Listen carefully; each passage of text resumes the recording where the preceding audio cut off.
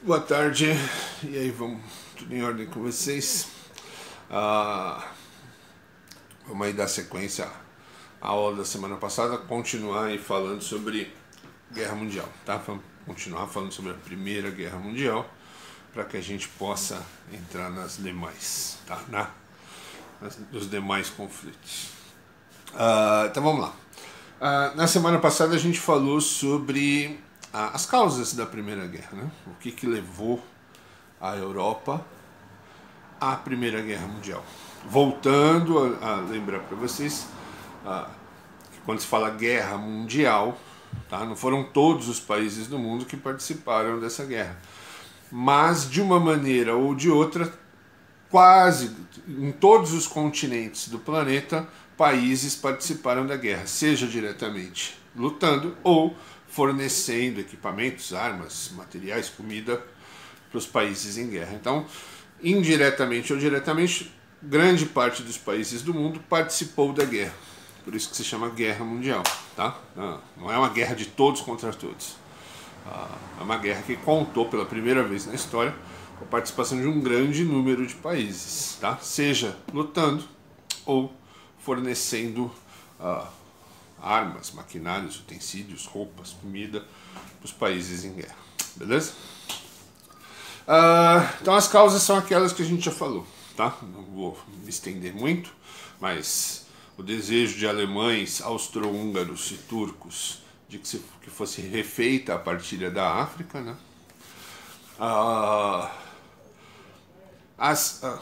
Como se diz assim, o combate, não é o combate, mas assim, o atrito que existia entre o modo de vida moderno de ingleses, franceses e por aí vai, países que passaram por um período chamado Belle Époque. Quem fez atividade sabe do que se trata, né? É um período das grandes invenções, das mudanças da sociedade, equipamentos, máquinas, roupas, o estilo de vida nesse período chamado Belle Époque, que é o período anterior à Primeira Guerra, uma mudança total do estilo de vida, enriquecimento dos países europeus com o dinheiro, por causa da invasão da África, óbvio, né? Mas trouxe um enriquecimento enorme para os países europeus. Isso, Belle Époque, Belle Époque em francês, né? É o nome desse período. E óbvio, quem tinha mais terras na África, na Ásia, como ingleses e franceses, enriqueceram muito mais. Países que tiveram pouco território na África, como os alemães, acabaram não enriquecendo tanto quanto os outros. O modo de vida mais tradicional, isso causava um atrito. E fora isso, uma expectativa mundial, né? Do uso das guerras, de como seria uma guerra nova e tudo mais. As pessoas tinham a ideia de que a guerra era inevitável, que por ser inevitável que acontecesse logo de uma vez, tá? Também se acreditava que seria uma guerra muito rápida. Por que muito rápida? Porque com os armamentos novos, armamentos que nunca tinham sido usados, tá? Então se imaginava que com esses armamentos o estrago causado ia ser tanto que rapidamente um dos lados ia desistir, tá? Que a guerra seria resolvida muito rápido, tá? E aí é o que a gente vai dar sequência hoje, na guerra mesmo, e ver como eles estavam enganados, tá? Então você vai ter dois blocos, tá? A tríplice entente, né?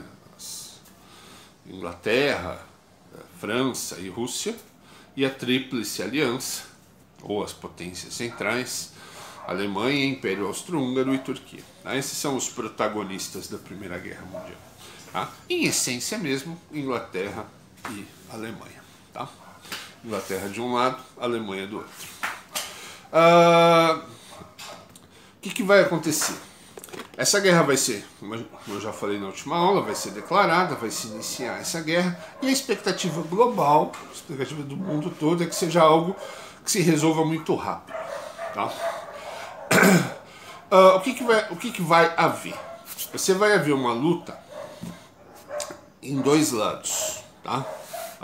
Então você vai ter os exércitos divididos, principalmente as potências centrais, por estarem ao centro, elas vão ter inimigos dos dois lados, tá? Então esse bloco de Alemanha, Império Austro-Húngaro, tudo, eles ocupam uma região central da Europa. Eu vou colocar um mapa aí para vocês verem. E aí eles vão ter inimigos, tanto do lado esquerdo, quanto do lado direito. Tá? Então por um lado você vai ter a França e a Inglaterra, do outro lado você vai ter a Rússia. Tá? Então esse bloco central, essas potências centrais vão acabar tendo que dividir as forças para lutar em dois campos de batalha. Tá? Tanto a leste quanto a oeste. Tá? Essa é a primeira divisão. Primeira coisa importante. Então você vai ter a divisão da luta em dois campos de batalha. A gente não pode perder isso de vista porque isso é importante. Tá? De um lado você vai ter principalmente os alemães lutando contra ingleses e franceses. E do outro lado você vai ter alemães e austro-húngaros e turcos lutando contra as forças russas.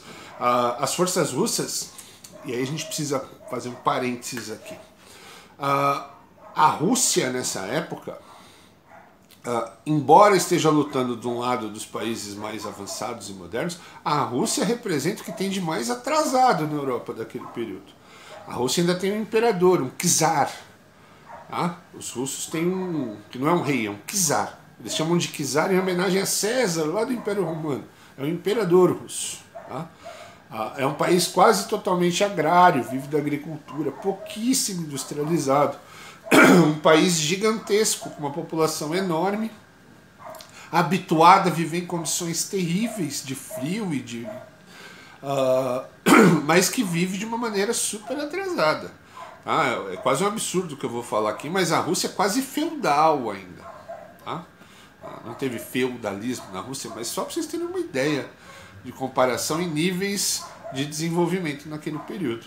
Então, a Rússia luta do lado da Tríplice Entente, dos países mais avançados, mas a Rússia representa o que tem de mais tradicional, conservador e antigo. Tá? Nem de perto ela tem o desenvolvimento tecnológico, de armas, de tudo, que os seus inimigos e os seus aliados. Tá? Mas a Rússia tem um exército monstruoso. Tá? Então o exército russo é gigantesco. Então esse exército russo vai barrar os avanços de alemães e austro-húngaros de um lado, enquanto que os ingleses e franceses vão se ocupar com a luta pelo outro lado. Tá certo? E aí a gente vai dar uma caminhada aqui. A guerra que se imaginava rápida, uma guerra que se resolveria rapidamente, ela vai entrar em 3 pontos que a gente vai falar nessa aula de hoje. Tá? Não vou detalhar toda a guerra, isso é impossível. Tá? Ainda mais uma aula curta, porque vocês não podem ver muito tempo. Cansa, professor. Então, vou falar de 3 pontos principais.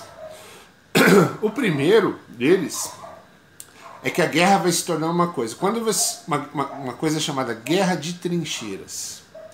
O que vai acontecer? Quando esses exércitos vão se atacar, com os armamentos novos, com as armas, as bombas, os canhões e tudo mais, os exércitos vão se chocar e vão parar. Então você vai criar 2 linhas de combate na Europa que travam a guerra. A guerra não anda nem para frente e nem para trás. A guerra fica travada. Tá? Os exércitos eles constroem dos 2 lados trincheiras e ficam dentro dessas trincheiras, um atirando do lado do outro. Isso faz com que a guerra trave, a guerra não anda. Aquela guerra rápida, que seria resolvida rapidamente, de repente ela vai se tornar num monstro, uma coisa que não funciona, que não anda para nenhum dos lados. Você não tem nenhum vencedor, nenhum ganhador. As baixas, as mortes, baixas no caso de guerra são mortes, tá, gente?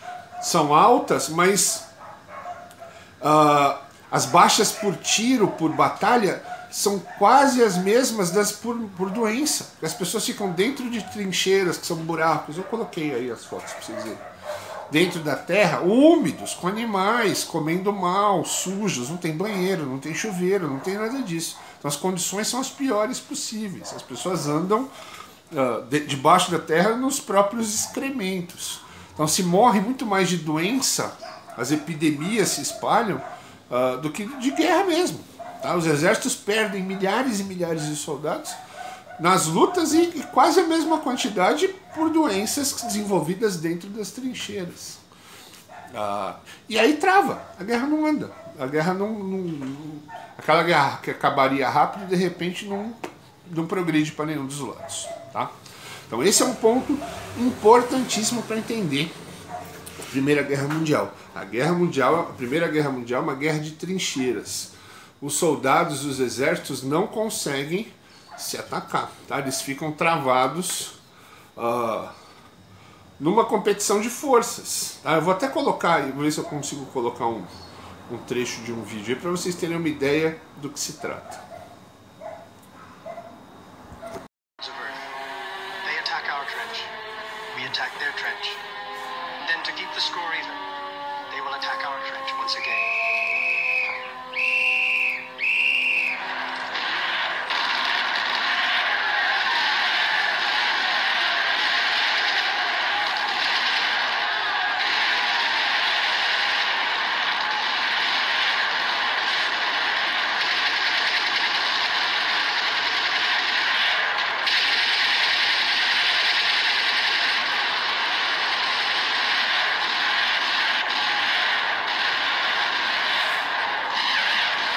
Isso aí é uma guerra de trincheira, gente.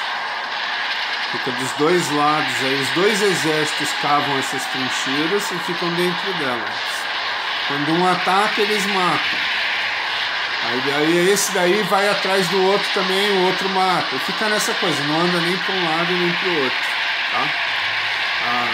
Você tinha quilômetros e quilômetros dessas trincheiras na Europa na Primeira Guerra. Quilômetros. Os soldados viviam na trincheira, dormiam, comiam, suas necessidades, tudo dentro das trincheiras. Tá? Quando chovia era lama pura. Animais, ratos, os sobreviventes contam a história de corpos que são devorados pelos ratos. Então era uma vida terrível. Você viu? Os franceses atacaram, os alemães mataram, agora eles estão recuando. Aí vocês vão ver que agora é os alemães que vão correr atrás deles. E vai acontecer a mesma coisa do outro lado. Tá? Aí, ó. A Primeira Guerra foi mais ou menos... Na maior parte do tempo se ficava dentro das trincheiras mesmo, né? De vez em quando acontecia essa besteirada aí, um lado querendo conquistar a trincheira do outro, e acabava um monte de morte e nenhum resultado efetivo, né? Essa é a história da Primeira Guerra. As linhas de combate ficavam mais ou menos nisso aí. Tá? Você tinha aviões, mas o básico da guerra foi isso aí, uma máquina de moer gente, né? Tanto de um lado quanto do outro. E a maioria das pessoas não morria de tiro, os soldados morriam de doença, de ferimentos que infeccionavam, que era úmido, o tempo todo dentro da lama. Então foi terrível, tá? Em muitas regiões da França, onde ficavam essas trincheiras, eles simplesmente fecharam as trincheiras com os corpos todos dentro e transformaram em cemitérios a céu aberto, né? Cemitérios coletivos dos soldados desconhecidos, tá? Que nem dava para pegar todos os corpos.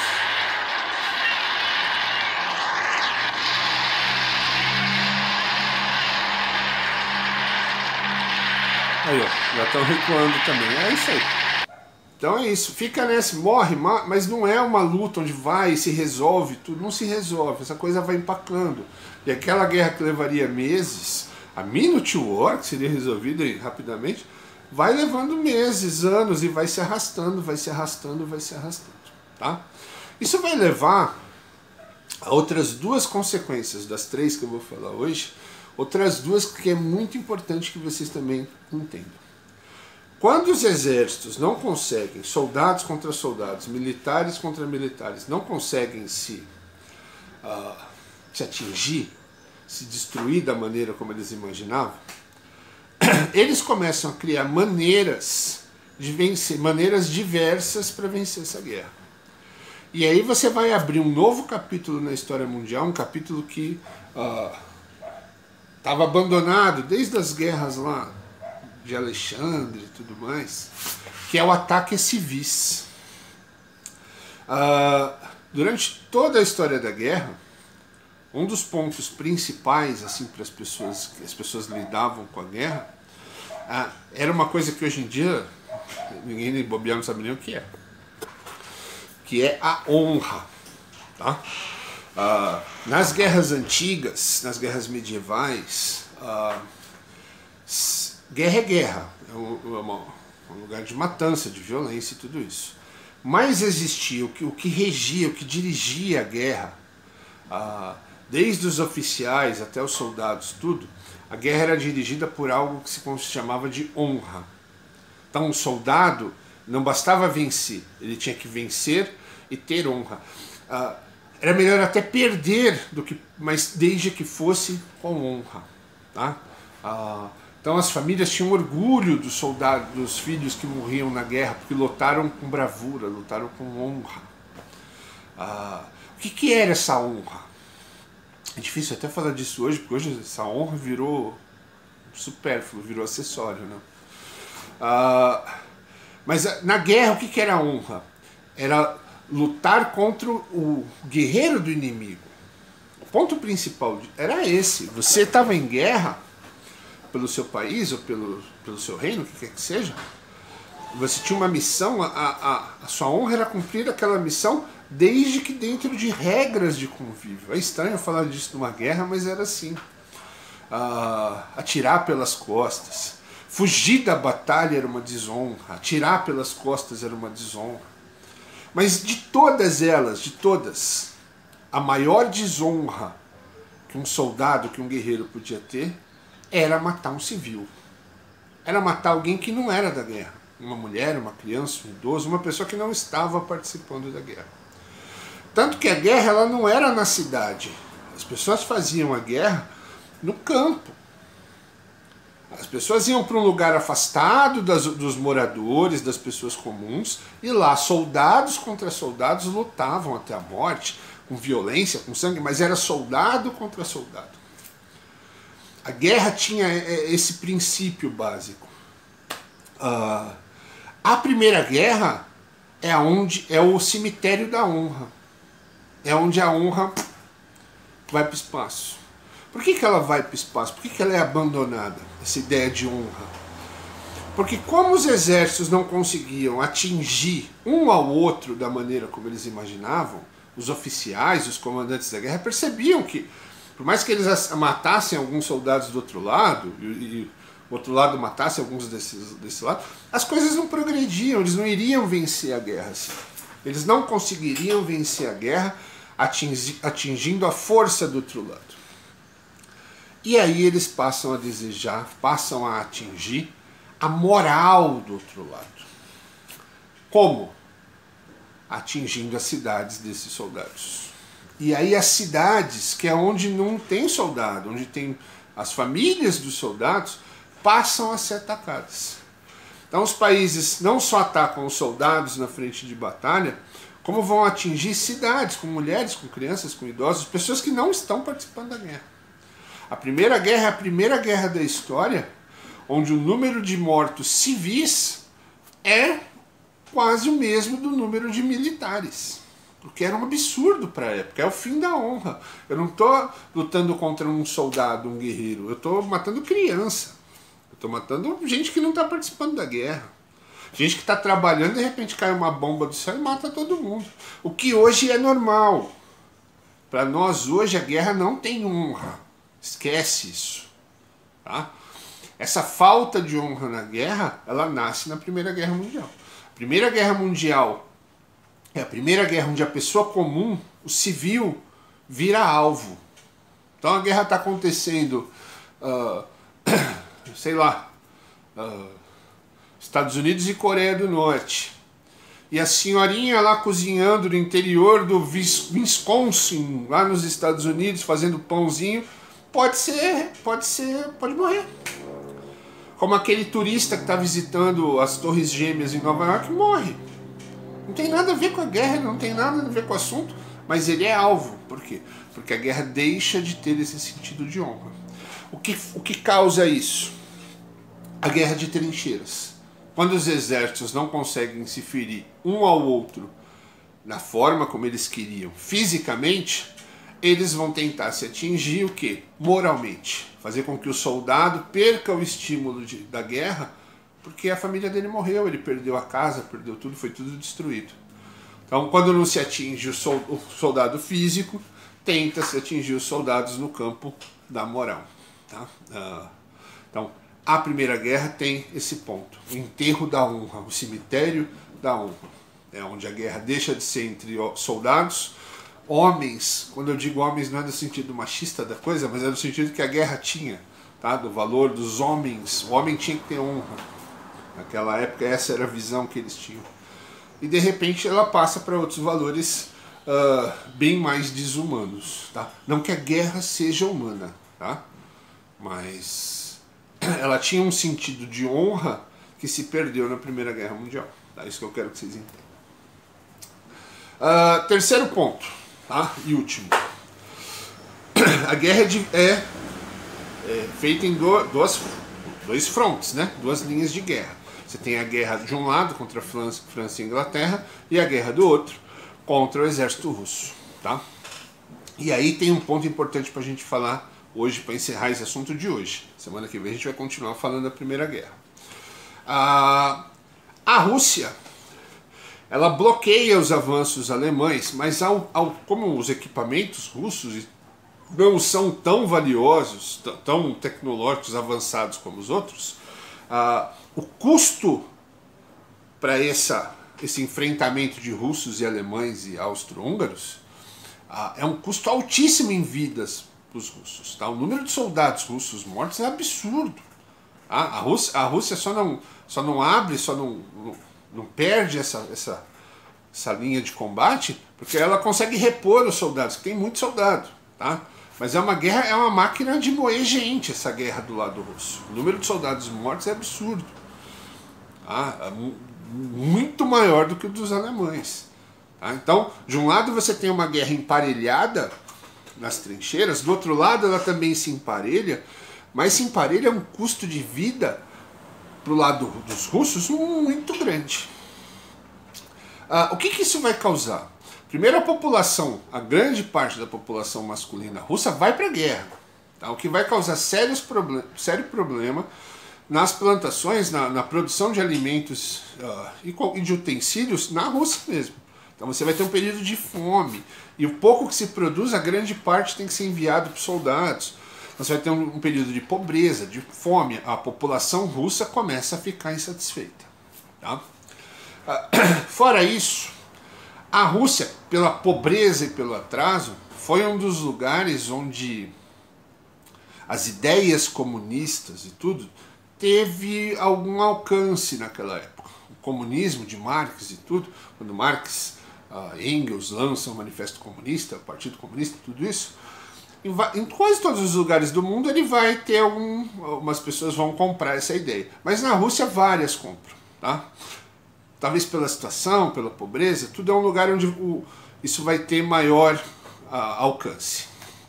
O que os russos fizeram? Isso antes da guerra. Pegaram essas pessoas que ficavam falando de comunismo e expulsaram da Rússia. Mandaram essas pessoas, adivinha para onde? Para exílio. Exilado é quando você pega alguém do seu país e exila, expulsa do seu país para morar em outro. Mandaram para a Alemanha. Então toda aquela galera baderneira que queria convencer o povo a se tornar comunista, que queria acabar com o czar, transformar a Rússia num país democrático, essas pessoas foram expulsas da Rússia e mandadas para a Alemanha, antes da guerra. Durante a guerra, você vai ter esse combate aí acirrado entre alemães e russos de um lado, a população russa desgostosa, reclamando, insatisfeita com o czar. Boa parte da população acha que não tinha que estar participando da guerra, que os russos não tinham nada que estar nessa guerra. Essa guerra não era deles. Uma nova partilha da África ia fazer diferença por quê? Para os russos. Os russos não tinham território na África. Essa briga de moderno e atrasado, os russos estavam do lado atrasado, e bem atrasado. Tá? Então boa parte da população russa, e até da elite russa, não estou falando do povão não, estou falando de toda a Rússia, acredita que a Rússia nem tinha que ter entrado em guerra.